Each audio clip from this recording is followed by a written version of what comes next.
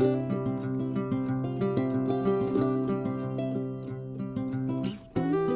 allons vous montrer le montage de l'appareil Fresinus 5008. À commencer par les branchements. Donc, quand on déplace l'appareil, on s'assure que notre raccord de drain et notre raccord d'arrivée d'eau soient protégés et que notre écran soit incliné pour éviter les bris lors de déplacement. Nous allons procéder donc au branchement arrière de l'appareil. Donc on prend notre raccord pour se brancher à notre arrivée d'eau osmosée. Notre raccord pour le drain.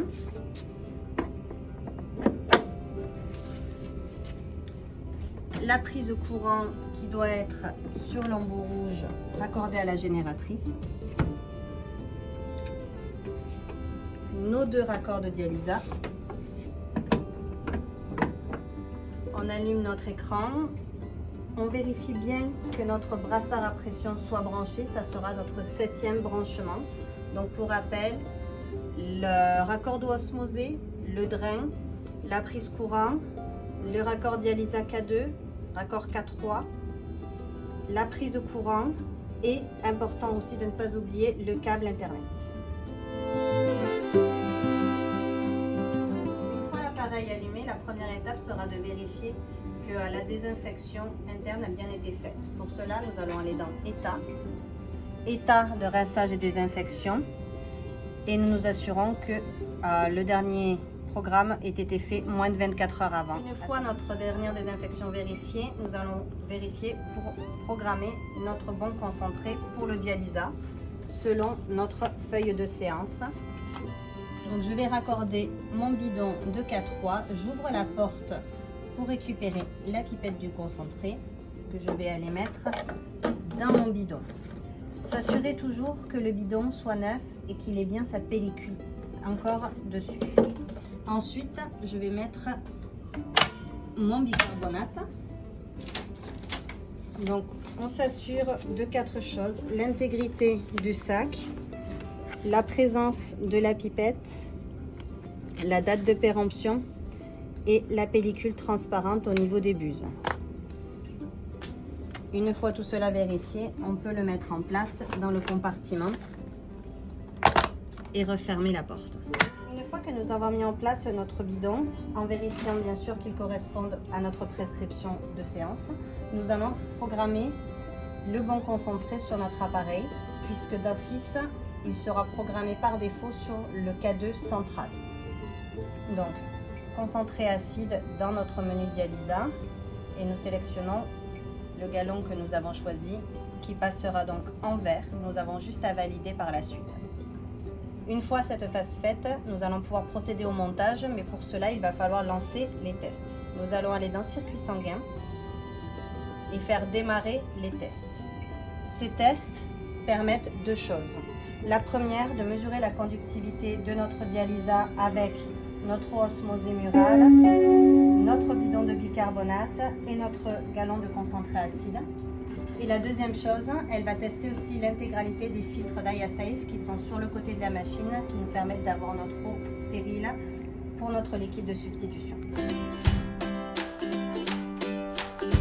Selon notre prescription médicale, nous allons prendre le bon set de lignes et le bon dialyseur, en s'assurant que ce soit artériel veineux pour le montage normal ou single needle, donc SN, pour le montage en aiguille unique.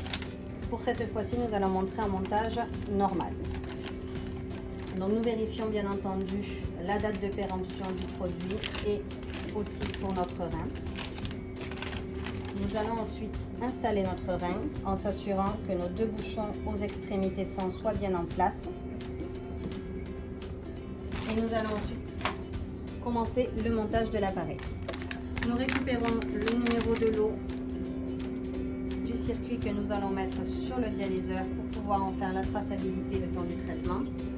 Ensuite, nous allons ouvrir les 2 portes et commencer le montage des lignes. Nous allons procéder au montage des lignes. Donc, le kit comprend 3 lignes pour le montage online. Donc, notre ligne artérielle où nous vérifions l'état de nos clans et de nos bouchons. Donc, nous fermons les 2 petits clans Et nous pouvons ensuite procéder au montage. Pour cela, le kit est fait en sorte d'avoir un petit rebord sur notre pompe à sang qui va venir se clipper dans la petite partie noire une fois que nous aurons enfoncé le corps de pompe. Cela déclenche un petit bip et va nous permettre de sortir le reste des modules pour pouvoir continuer le montage. Afin de se libérer les mains, nous allons nous séparer les lignes en mettant notre ligne dialyseur sur le bras. Et nous pouvons ensuite procéder au reste du montage. Donc, nous allons passer dans le dôme de pression artérielle qui nous permettra de calculer la pression dans la ligne artérielle. Cette petite ligne sert au pouce seringue d'héparine que nous n'utilisons pas ici. Nous descendons ensuite dans le clan de la ligne artérielle, dans le capteur BVM qui nous permet de calculer le volume sanguin pendant le traitement, et dans le capteur BTM qui nous permet de calculer la recirculation.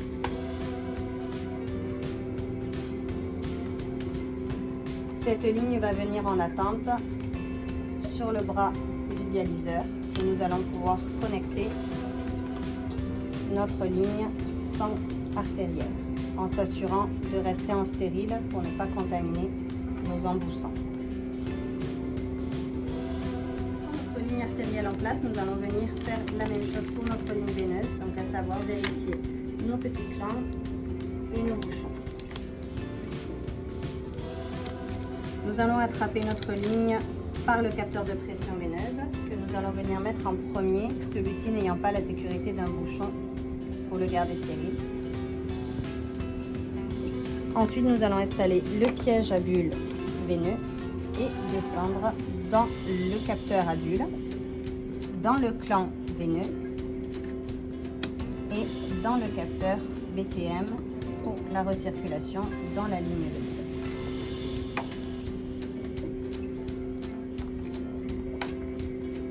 Cette ligne va rester en attente pour l'instant. Raccorder notre rein à notre ligne sang en enlevant en priorité le bouchon du dialyseur et toujours se raccorder de manière stérile. Une fois notre ligne veineuse montée, nous allons venir mettre notre ligne online. Pour cela, on vérifie le bouchon. Le système est le même que sur la ligne artérielle avec la petite encoche pour venir dégager dans le dôme.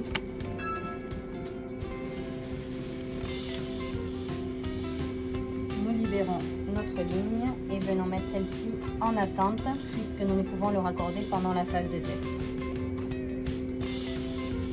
Notre ligne artérielle qui était en attente va venir se raccorder à la pompe online puisque c'est d'elle qu'arrivera le liquide de substitution nous permettant de faire l'amorçage à l'intérieur des lignes du circuit. Il nous reste donc deux embouts dans notre set. Celui-ci nous servira pour la fin, nous allons le mettre sur la machine et celui-ci va nous permettre de faire la vidange de notre CEC par la machine. Il va donc se connecter à notre ligne veineuse. Pour cela, en restant en stérile, nous allons saboter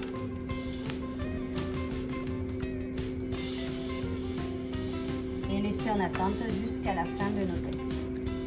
Nous pouvons donc fermer les portes. Notre montage primaire est terminé.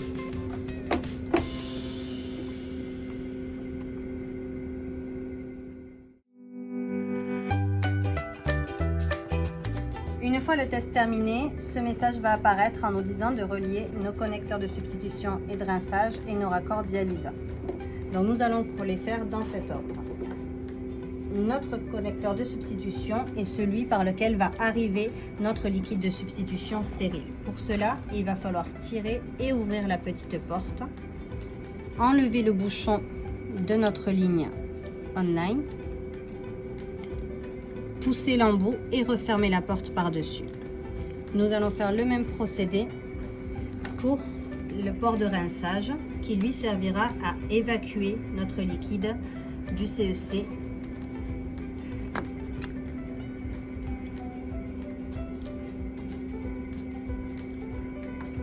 Pour nos ports de substitution et de rinçage connectés, nous allons pouvoir mettre nos raccords de dialysa. Il se peut que certains reins n'aient pas de bouchon intégré. Cela n'est pas grave dans la mesure où vous n'allez pas contaminer vous-même puisque les raccords dialysa ne sont pas stériles mais propres.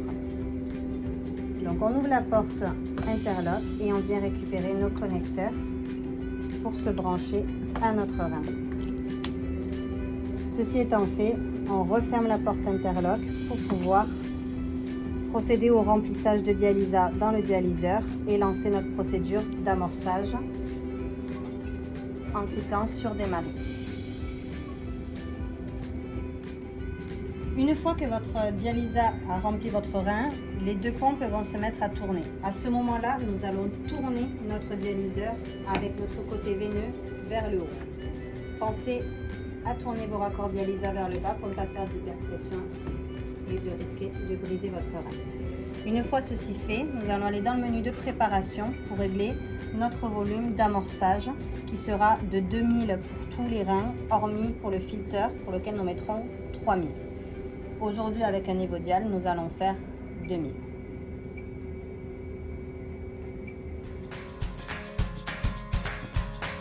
Notre menu dialysa, ensuite, nous allons déjà programmer notre concentré que nous avions fait pour notre phase de test T1. Nous allons ensuite passer aux autres modules qui sont le sodium. Selon notre prescription aujourd'hui, nous allons programmer 138 et valider. Notre bicarbonate, aujourd'hui nous sommes à 38, on valide. Le débit de dialysa va rester à 100 pendant le temps de l'amorçage. Il sera à vérifier selon la prescription une fois que le traitement sera débuté. Notre débit de dialysa doit toujours être activé, sinon la diffusion ne se réalisera pas pendant le traitement. La température est programmée par défaut à 35,5, à modifier aussi selon votre prescription. Dans notre menu UF, nous allons pouvoir programmer la durée de notre traitement et la quantité de liquide que le patient va avoir à perdre aujourd'hui. Donc notre patient va faire une séance de 4 heures. Une fois que notre patient aura été pesé, nous saurons combien il aura de liquide à retirer pour aujourd'hui. Selon nos calculs du jour, ça sera 1 litre à programmer pour ce patient. Nous pourrions aussi programmer un profil d'UF selon différentes courbes pour réguler la perte de liquide au cours de la séance et limiter les risques de baisse de pression. Et sur prescription médicale, nous pouvons programmer de faire uniquement de l'ultrafiltration sans diffusion sur une durée et une quantité prescrite médicalement. Une fois notre préparation dialysa et UF programmée, nous allons passer sur nos différents petits modules indépendants, donc de 3 lettres chacun. BPM pour la pression artérielle, où nous allons programmer l'intervalle qui, sauf indication contraire, sera de 30 minutes. Vous pouvez aussi programmer selon les seuils de tolérance de votre patient. Ensuite, nous allons programmer OCM, l'OCM qui nous permet de calculer l'efficacité de notre traitement grâce à notre KT sur V. Pour cela, nous aurons besoin de faire le calcul de notre volume de distribution de l'urée. Donc, nous allons sélectionner Calculer et nous allons devoir entrer les paramètres que nous avons sur notre feuille de séance patient avec son poids sec qui est de 64,5, sa taille 1,71 m, son âge 45 ans et nous pouvons sélectionner homme ou femme, ici c'est un homme. Une fois ces données rentrées, votre volume de distribution sera calculé automatiquement et la séance pourra se passer avec des réelles mesures de qualité. Notre troisième module à 3 lettres va être le BTM, qui est notre mesure de recirculation ou de contrôle de profil température que nous n'utiliserons pas aujourd'hui. Nous allons donc nous assurer uniquement que notre recirculation soit bien activée. Elle est en jaune pour l'instant puisque notre patient n'est pas branché et qu'elle ne peut pas faire de calcul puisque nous n'avons pas de séance débutée. Elle passera en vert une fois que le patient sera branché. Nous allons ensuite aller dans notre dernier module qui va être le BVM, pour calculer notre volume de sang relatif correspondant au volume plasmatique, à savoir la quantité d'eau dans la circulation sanguine.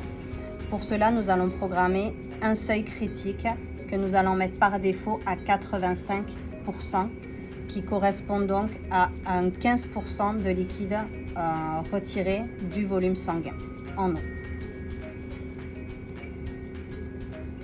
Notre programmation est terminée, nous pouvons revenir sur notre page de préparation. Nos indices pour savoir si nous sommes toujours en amorçage sont un nombre de 4.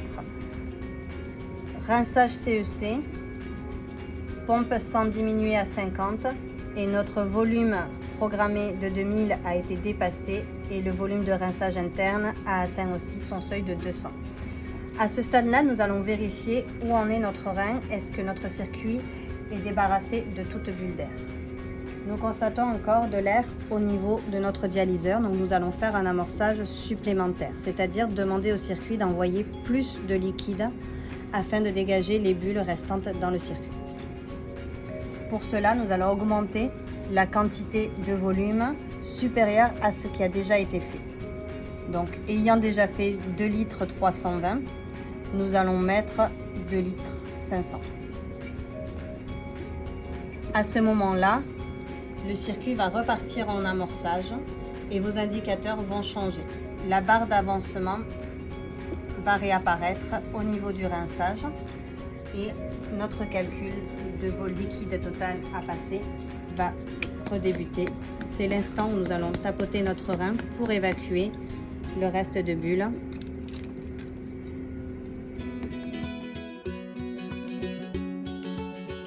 Une fois que votre machine ne détectera plus de sang, elle va vous afficher ce message de sang restitué, ou alors si vous avez déjà atteint le volume de retransfusion de 360 ml programmé par défaut.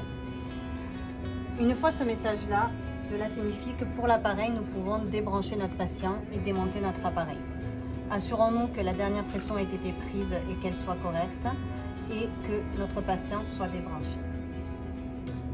Pour cela, la priorité va être de retirer notre capteur de pression veineuse afin d'éviter un reflux de sang qui pourrait contaminer l'appareil.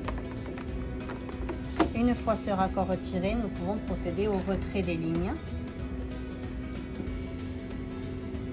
Le temps que les lignes se retirent, nous allons pouvoir vidanger notre dialyseur.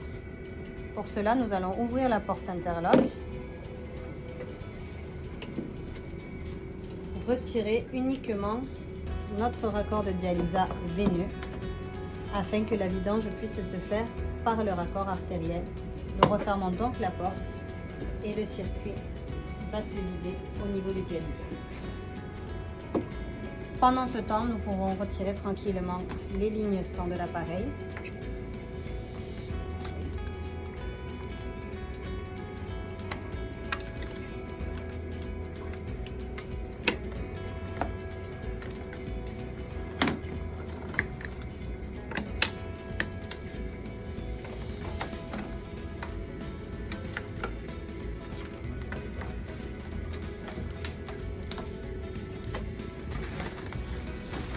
En arrivant jusqu'à notre dialyseur, celui-ci est vidangé. La machine vous annonce un message pour le confirmer. Nous pouvons donc procéder à raccorder notre raccord artériel à l'appareil.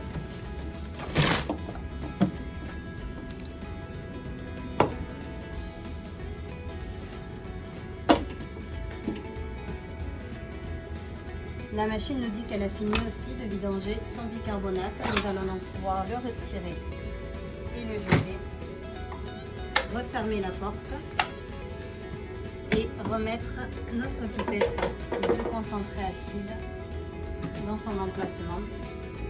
Refermer la porte. Notre traitement étant fini, il ne nous reste plus qu'à procéder à la désinfection interne et externe de l'appareil. Nous allons pour l'instant lancer un rinçage.